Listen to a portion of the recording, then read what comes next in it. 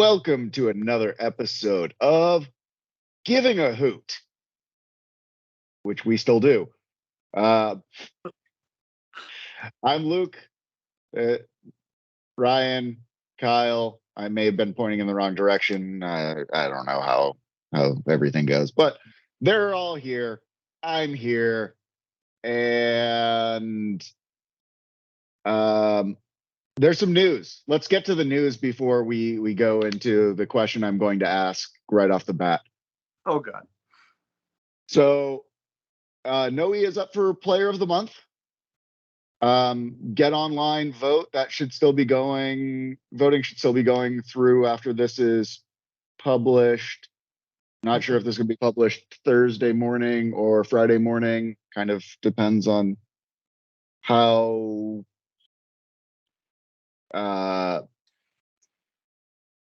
much I feel like staying up. And depending on when you listen, it's go vote or thanks for voting, right? Yeah, exactly. Because Shido, death, taxes, and Shido up for save of the week stands true. So if this is out Thursday, go vote. If it's out Friday, thank you for voting and congratulations, or better luck next week. So it'll probably be another one next week. Yep. I mean, the way we play defense, yes. Yes. So there, I do want to hit the events that the team has early. And again, if this comes out Thursday morning, the Women in Sports talk at Benson Theater, that's going to be absolutely fantastic.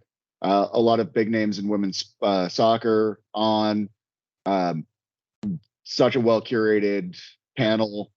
Really advise anybody who can to go. If this comes out Friday, you should have gone. And I would say it would be worth it if Amanda was the only person there talking, because she's awesome. Yeah. I know we've all met her at least once, but she's really good. I still have not met her. Oh. I mean, she just did a tour. If you would have been up in Minnesota. But yeah, I know. If I definitely. She just finished a tour of the Eredivisie with the KNVB, which, if people have ever listened or watched this, know that I have some vested interest in Dutch football, both men's and women's. So, yeah. And then next week, I believe it's Tuesday, is another one of the team talks. Yeah, Tuesday. I think so. Joe from Football for the World is going to be there. This is special for Pride Month. And, Joe's extremely interesting guy, really passionate about the sport and what the sport can do for people. Worked with him through my coaching and, just general partnerships through Football for the World. So get out there. Those have been absolutely fantastic. Really, really worth the time the team's putting in, and they're bringing some great people and coaches. Peter was there, Dom was there. We had Wes and Beto last one, like just really worth your time. And that's over at Dundee Dell, which is great drinks, great food, worth your time. So get out to those. And if you ever want to know how dedicated the Football for the World people are, Monica's classmate, really good friend, lives next door to me. And so I randomly will see her when they go hang out. And she was over one night at their house because they had friends from Marion that had moved or had come back into town to visit. and I could hear Monica from my house because it was nice enough to have the windows open. I could hear her talking to somebody on the phone, and I walked out and I said hi to her, and she was on FaceTime with Joe and talking about work, and it was like 7 o'clock at night. She was supposed to be hanging out with her friends. So like they constantly are talking about work. They're constantly talking about soccer. Like they're just, I mean, they're amazing in general. But Well, I guess that begs the question: if you're doing something you love, are you actually working? no, All right, so they don't have jobs. no, They're football I would fanatics. get disagree. paid. Yeah, I would disagree. All right. Expletive incoming. What the fuck happened? we did something we've only done 2 other times in our history. In league, I should say, in League One.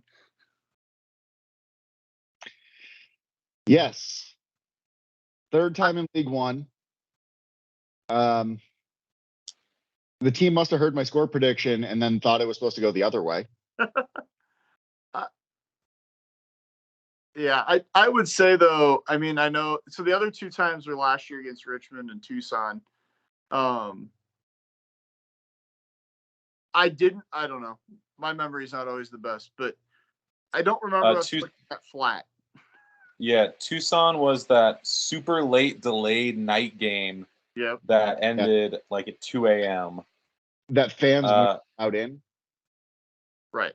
Yeah, and then Richmond was the game where Tuch got hurt. Yeah. Yep. So, but there was some other extraneous factor in both. But with both of those though, I don't remember us looking that flat and looking that like almost dejected. Like that first goal like broke some spirit for a little bit there, and we sat. I don't know, after giving up a goal, I don't know why we continue to sit so far back.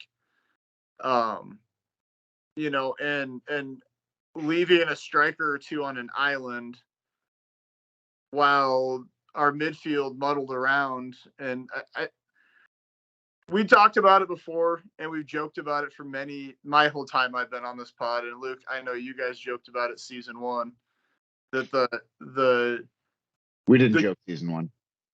Well, fair, but the key to the game was always like win the midfield, right?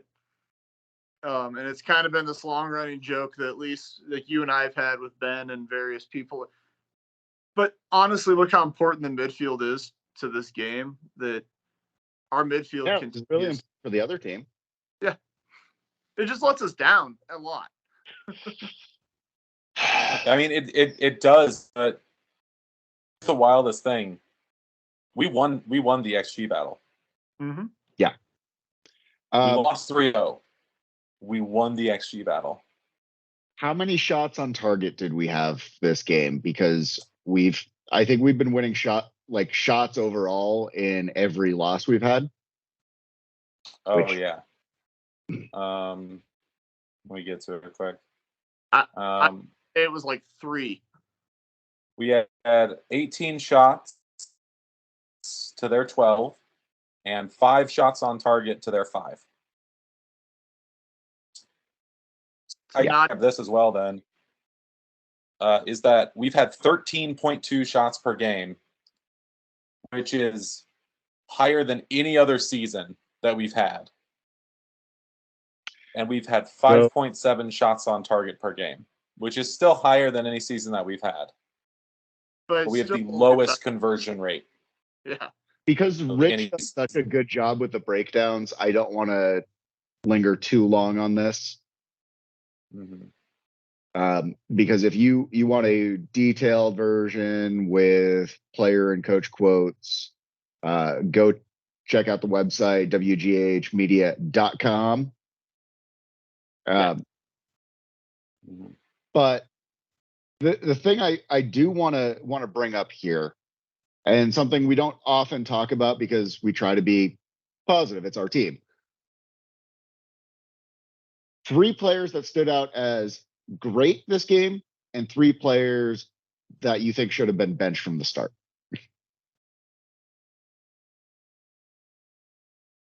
I'll throw one name out there I think that has consistently looked great over even this bad run of games is Shaft. Yes.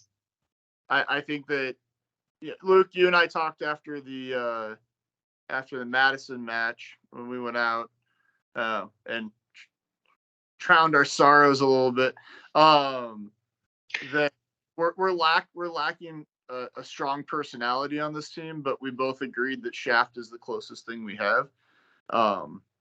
And I think that he just continues not only the physical energy that he brings because he's fast and he plays the game well, but just he brings a presence about him with the team. I just don't know that he's necessarily like the vocal leader all the time. But I'd say Shaft continues to stand out. So there's one. Noe. Yeah. I was gonna say Noe as well. Yeah, Noe and Shaft are my two main ones. And I think we can all agree the third, death taxes and Shido gets nominated for Save of the Week. Like, I mean, imagine what some of these games look like if Shido's not back there. All right, so bench players. I don't often like to bring stuff up that players do on social media, but I am going to bring this one up because I think there's something like the team is not rebounding. They're not goldfishing these losses. I have an Alal jersey. Thomas has a Dalton jersey. We were both at the watch party. Photo taken of the backs of our jerseys. Threw that up on social media.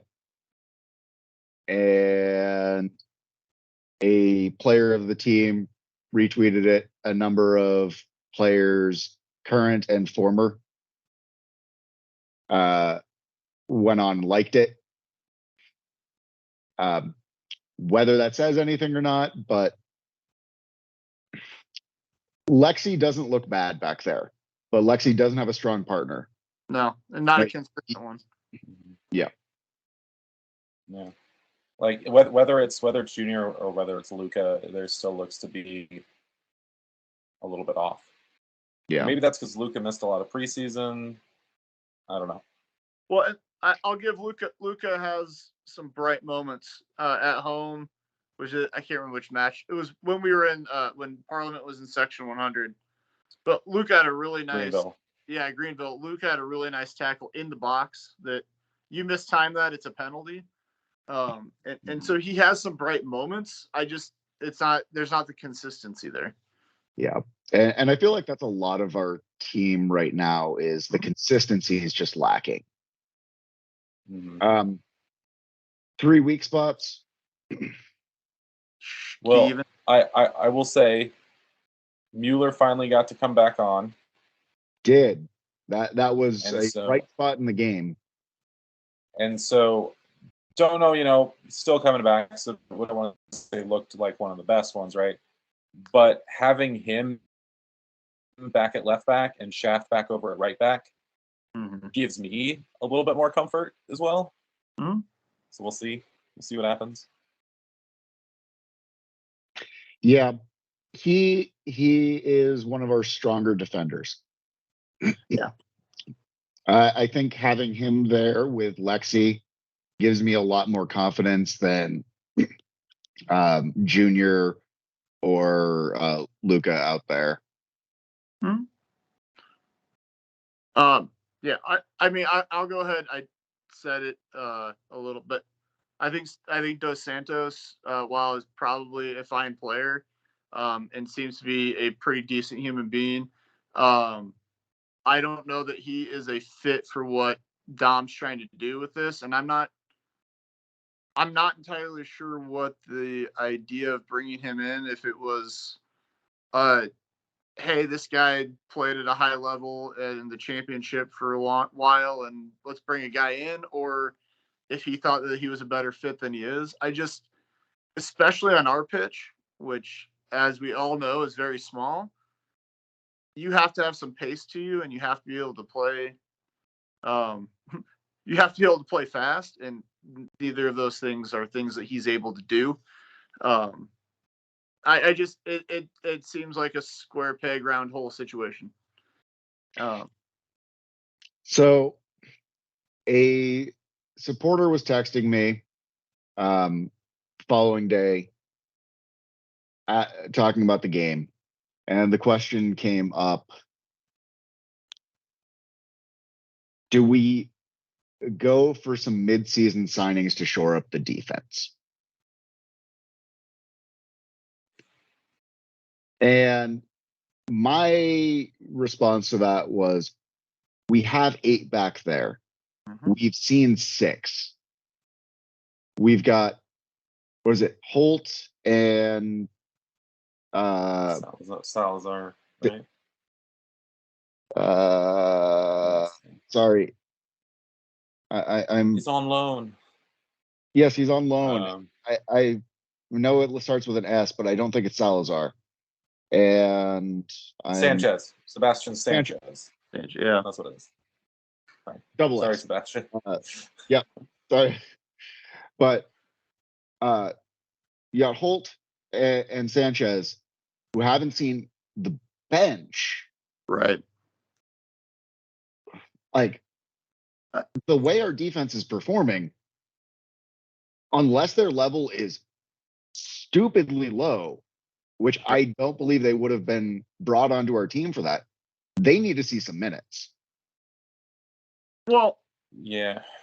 I mean, yes, our defense needs to be playing stronger. We've given up 16 goals in 10 games. You know, it's been a lot, but I can't put everything fully on the defense, because I think that there's some struggles of continuing to hold the ball in the midfield with a system that wants to keep possession and wants to have a high successful pass rate. You need to be able to hold the ball in the midfield a little bit and let your midfielders dictate the play. Yeah, Luke, you brought up being a goldfish, Ted Lasso, like season 3 goes with the total football thing and everything plays through Jamie Tart. Spoilers. What's that? Spoilers. Well, if you haven't watched it yet, you're bad. Or go pirate it. I didn't say that. But we don't have a guy. I don't feel like we have a midfielder that consistently is that fulcrum in the back that the ball can play through, that the defenders trust enough to get them to in the midfield, and the forwards trust enough that that ball is getting up to them, or the wings that the ball is getting up to them. And it's not we're losing possession by getting tackled. It's a lot of just really bad passing. And it's wild too, because our passing rates are high, like really high, like That's in the 80s. We pass it around the back. In the opponent's half, we have higher passing percentage than they do too. That's the wildest thing about it, is that it's not that we play a particularly large amount of bad passes. I think it's an awful pass, and like it gets picked off and they just run and score with it. Mm-hmm. And like we don't know how to not do that. Hence 2-3-3 draws. And then a 3-0 loss. Yeah.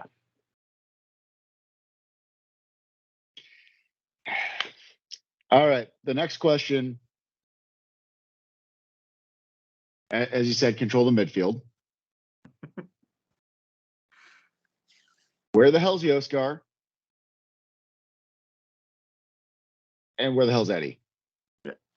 Eddie at least has made the bench a couple of times now. Yoskar's been chilling in the stands, and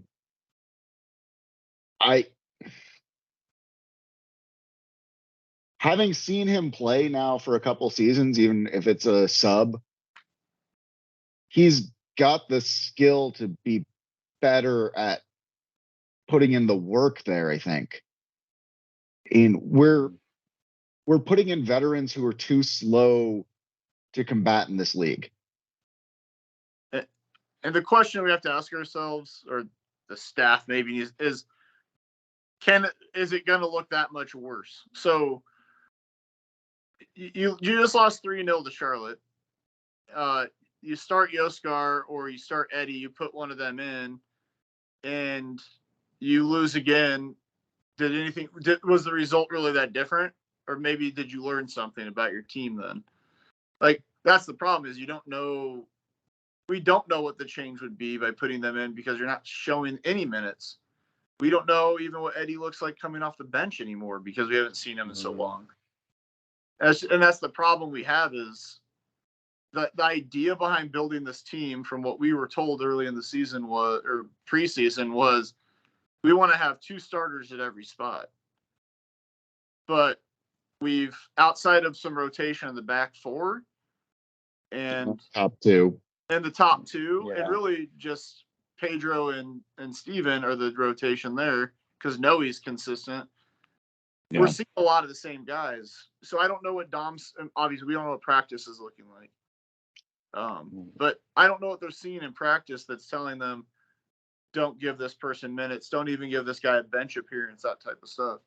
And especially when you have 2 local guys.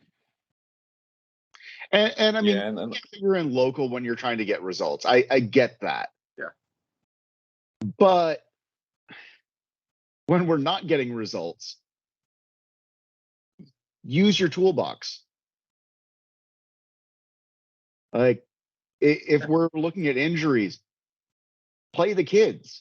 Like, don't put on a guy who's just coming fresh back from a knock on when you've got healthy guys that have seen no minutes. And again, it could be they're just dog shit in training, but I highly doubt that. We are not the kind of team to bring on guys who don't have a work ethic, don't have a proven work ethic, and references for said work ethic. Yeah, because the other player that I'd be thinking about, and I know we've talked about it a little, maybe he just doesn't fit the system as well as Dom wants, is Charbonnet. We've started seeing him get some sub appearances, but we really haven't seen him play all that much still. Yeah. And maybe it's just a system fit. It's not a system fit, but that's an option that he's at least comfortable plugging in at certain points. So why not take a chance and try that a bit more? I don't know. Well, especially I messaged you guys earlier and said, and this was kind of one of those, there's still hope, is we were as low as 10th last season and still ended up in 5th. Now, yes, Jay was coaching that team, and that was after they got on a run after the Open Cup was over, and we had that long Open Cup run. But just because we're in 9th right now or 10th, wherever we are, based off games played and all that stuff, doesn't mean that we're missing the playoff. But this is a third of the season. Right, a third of the season's through. We still have 2/3. But we also haven't seen, like, I feel like that we haven't seen the gelling and the things happening that we normally would see. I'm not going to question how people react to losses or react to how games are played, but there's certain guys that came off the pitch against Madison pissed.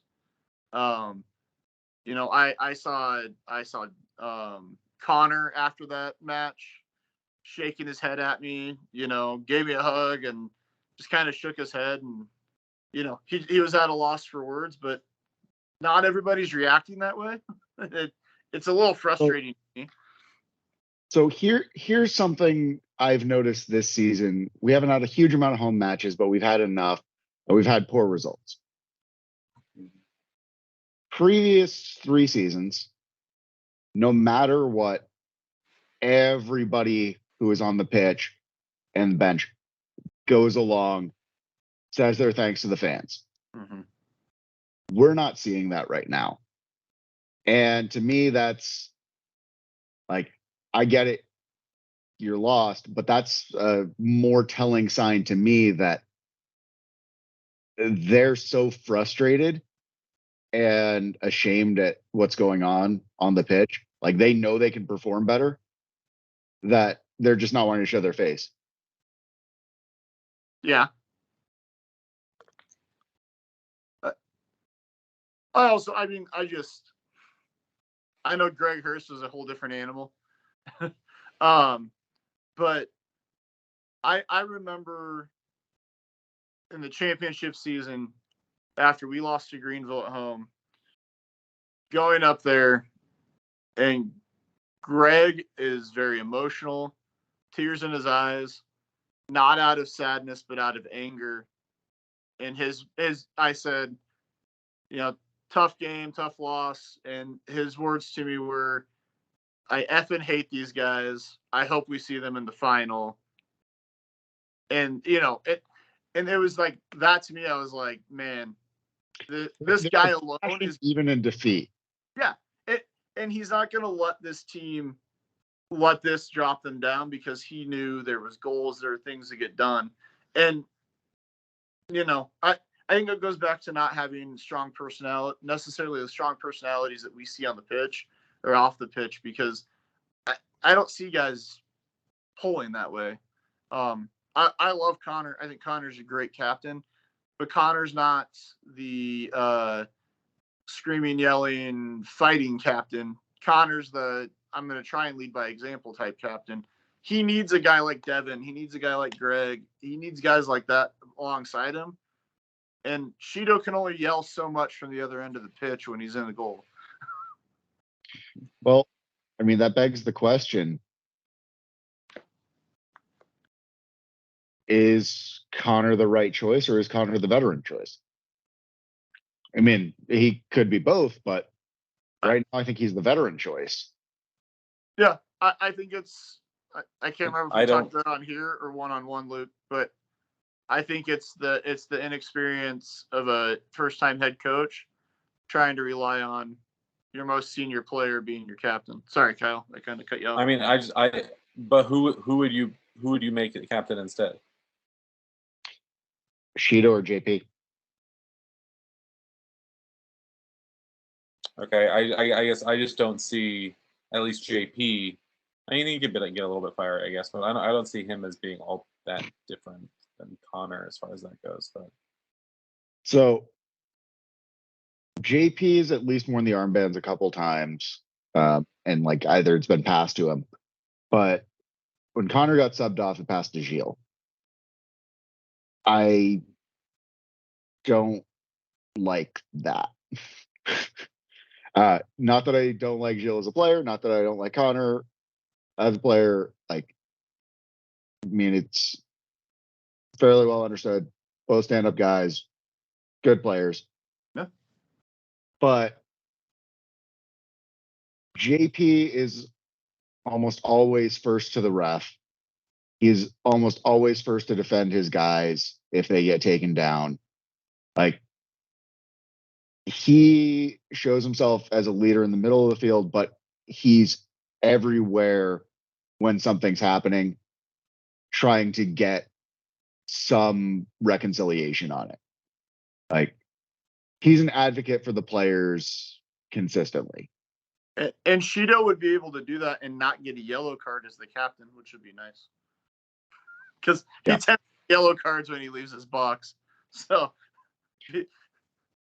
but I mean, Shido's very similar, right? Like he's especially when it's near him, he's the first one barking at somebody and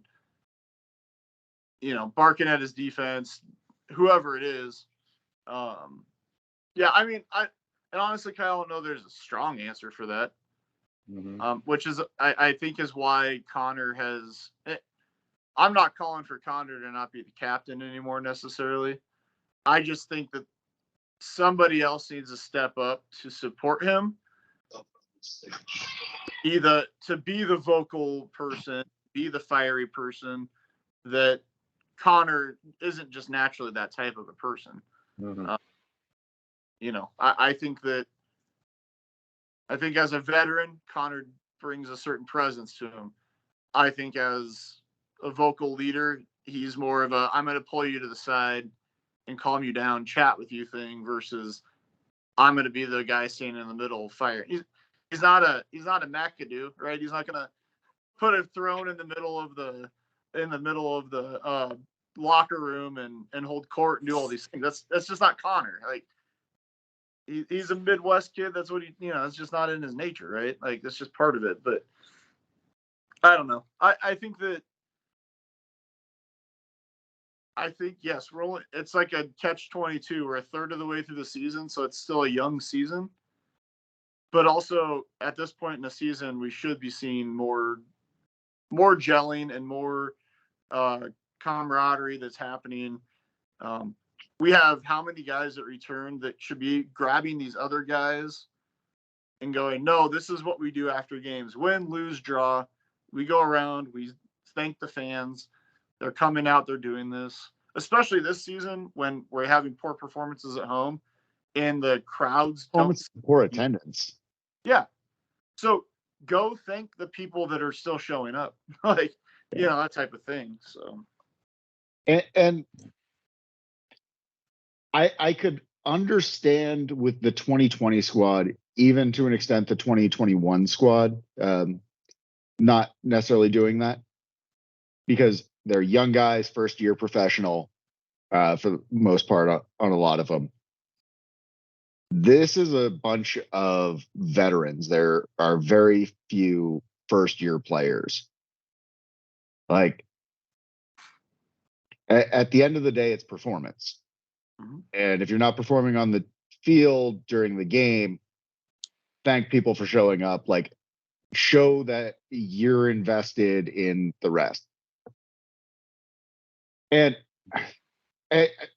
we've all taken, had shit days. We've had tough losses ourselves, and you just want to shut down and think about what happened. Mm-hmm.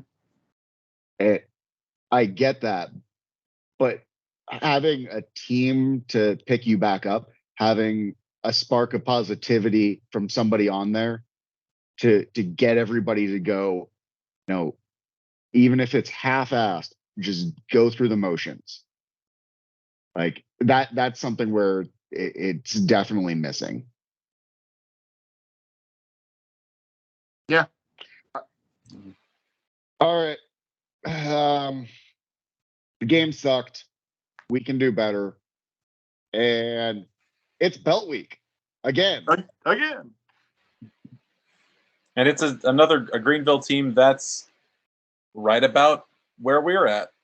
Mm-hmm. Yeah. Slightly ahead now, but still right around the same spot. So maybe cool. We can get a win. It'll be hard to tell what lines to play in, so that might be to Greenville's advantage. Oh no, are there Quidditch lines? Well, I think they've got lacrosse lines, Quidditch lines, football lines, probably some field hockey lines in there. You're not supposed to go full Madison. They went full Madison. They don't have a train, which made Madison's at least cool. So they're basically just not a cool Madison. Yeah, even the kits aren't helping them, man. Yeah. Okay, I want to see Yoskar in the starting lineup. I want to see Eddie in the starting lineup. I think you're going to be severely disappointed, my friend. Oh, I'm going to be severely disappointed, but yeah, I'd love to see. I'd love to see if Mueller is healthy. I'd love to see him get a start. Yep. I think the fact that he came on last game and he played pretty well, but coming into an already losing team, he didn't have as much support as has been needed. I could see him starting. Greenville has performed against us, but not a whole lot else. Yeah, had a comeback too. Yep, with Devin. Damn it, Devin having a great performance. Yep. Yeah. That hurts. Didn't he get a red card in like the 90th minute in their last match, though? Are you just making that up, or? No, no, legitimately, I'm pretty sure Devin got a red card in the 90th minute. Well, let's see. I'm not sure if they've had a couple. They played Tormenta. Or are they playing tonight? I know some people are playing tonight. No, it was Richmond and NoCo, and He did the 90th +4. So actually, he won't be playing against us. We're gonna win. We only lost because we only drew with them because Devin had an assist and a goal. He's here. He's there. He's not really there.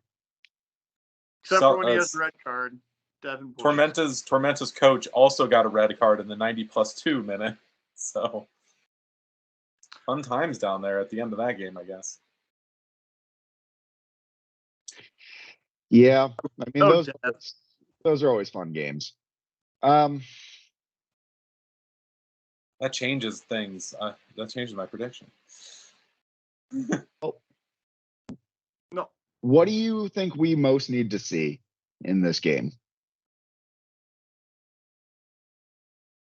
Goals.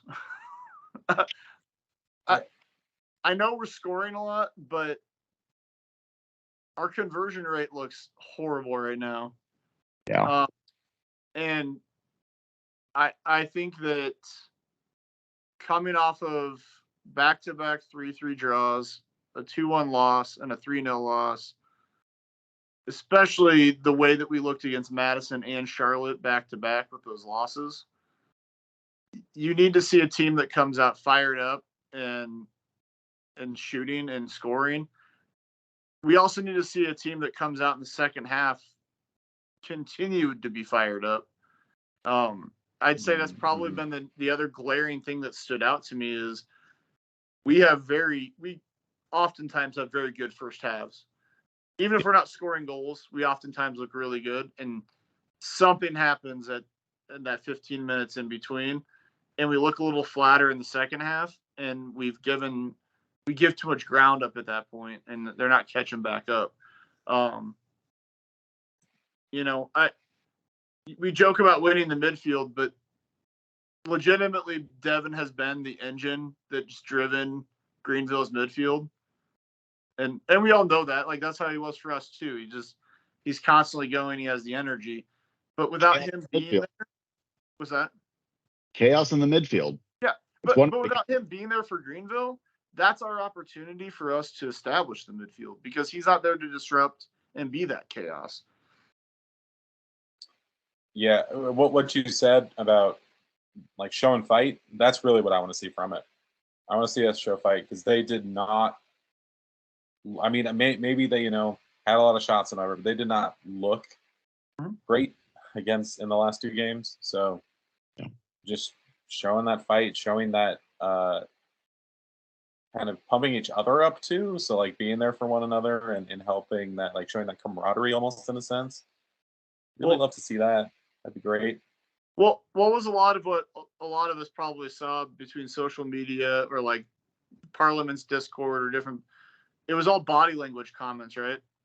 Mm-hmm. Heads were hanging, bodies were slumped. Like, that's the stuff that I want to see different. Like, let's say you go into Greenville and we lose, but we lose fighting and we lose being fired up. I will feel better about where the team's headed than if we win 3-0, but we still have bad body language. We still it doesn't look good. I want to see chip on the shoulder, Omaha. Yeah. And I don't feel like I've seen enough of that this season. I've seen that very sparingly. But this team needs to go into Greenville knowing, I mean, we're 4 seasons in as a team. Greenville, I'm on their ticket emails. They're touting this as a rivalry game. They're using that to drum up sales. Like, it is a rivalry game. They're a consistent competitor to us. Our guys need to go into this realizing that's the way it's being set up for them and need to set it up that way in their heads. They need to be fighting for this in a way that I haven't seen them fight for something this season. Like, maybe this current slump is the we go to a sold out MLS stadium and lose slump, which kind of happened last year with SKC. Seems to be happening this year with St. Louis. But we came out of that and we went from 10th in the table to 5th and made the playoffs. First. I mean, we went from 10th all the way up to first before we had our bad end of season. So we can still turn it around. Just we can turn it around. We just need to start now. Yeah. Like doing it. The difference with that too. Hit the panic button, but it's not time to like just shut off. Well, and our 10th place last season was in week 6. So we are 3-4 weeks further along in the season, sitting at 9th or 10th. So yes, it's not a panic button, but it's definitely you need to get going now because you have less time than last season to get to that point you want to get to. I mean, the team that should be in the playoffs consistently. I mean, one win puts us at least level with playoff spots right now. Like, it's still that close. But we have to see it, like you've been saying. We need to see it. Well, we're still have 2 games in hand? 1 game on most people, I think. It's 1 or 2. Like, there's a couple people that we might have 2, but we have a week off after this, and then we're back with 2 games at Werner Park. Wednesday, Saturday. That's what you got to do. The baseball's not there that week. Get 2 games in. Yep. Baseball. Ooh, they're not having a great season either. So, just fun note. That's okay. That's the whole order. Went to go watch them on Pride Night? Yeah. Oh boy, was that bad. 9-1 or 9-2 or something. It was like an 8-run inning that they had against them. That starts in Kansas City and goes all the way down that farm system. Don't worry about that. Yeah. All right. Predictions? Yeah. Pain. No, I'm kidding. All right, no Devin Boyes. Yeah. Go 2-1 Omaha. We know we can score on these guys. We've already scored 3 on them. I was actually thinking similar. I was thinking before Devin, if Devin was there, maybe something different. But without Devin, I think 2-1 as well. I'm trying to be positive. Positive, boys. Yeah. Here comes negative Nelly. Oh, are you going off your normal prediction here? I think there are going to be enough lineup changes that it's going to catch Greenville off guard. And we're going to score 3 touchdowns. Chris, yes. 18-0? I didn't say we'd get the field goals. Yeah, exactly. So 18-0. Yeah, it's 18, baby. Yeah. So, yeah. If we scored 18 in one game, I'm pretty sure that we could all just die happy after that. No one's touching that, Rick. Yeah. The talent is there. We can do it. Mm-hmm. We just need something needs to have clicked in this week. And it needs to really have sunk in. And if it has, I think we can win this 3-0, especially without Devin present. Yeah. I mean, we were up 3-1 on them at one point. So it's not conceivable. We were. Yeah. Man, was it such a good feeling when that was the case? Darn. Sure was. And then things happened. Mm-hmm. And I'm sick of being sad at home at Werner Park. Yeah. It's been like the one team that I can watch that I'm a fan of and not be sad about. And then now it's like, come on, just give me that again, please. You're the team avoid relegation. Yeah, see? I mean, yeah, barely.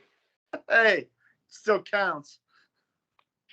I mean, it was more a sigh of relief than it was a cheer of joy. That's for dang sure.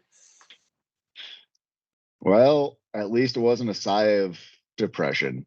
So Yeah, at least it wasn't a sigh of oh shit, we're going into bankruptcy and collapsing. it wasn't So Leeds. it would have been worse if it was us, because there was a real chance that we defaulted on our loans if that happened. So Yep. Yeah. You boys have anything else to add? Just I like about the soccer. events. Yeah. Have those events. Mind about that. Those events, go on wghmedia.com for post-game articles, pre-game articles, as well as some fan culture pieces and the occasional data diving. Hopefully this week before the game. We'll see. Hey, who's the Wednesday I know the Saturday at the end of the month is Tormenta. Who's the Wednesday match? Knox. One Knox. Okay, our first time playing them since we didn't get to play them earlier. I was just saying, so here, I don't know what our reach is all the time with this thing, but obviously a lot of people that watch this or that watch or listen are diehards. That's a Wednesday night match, but it's a team that no one has ever watched this team play and a team we've never seen live. Bring people out to a Wednesday match to see a new team, make it loud, make it fun on a Wednesday. Like, let's make that happen. It's also disco night. See, show up in your bell bottoms. And disco ball. It's going to be a fun week of games. Get out there, bring friends. Hopefully the weather's cooperative and not scary hot. But get out there, cheer the lads on. They need it. We need it. Everybody needs it. So, all right. One last question. Who gives a hoot? We do. We do.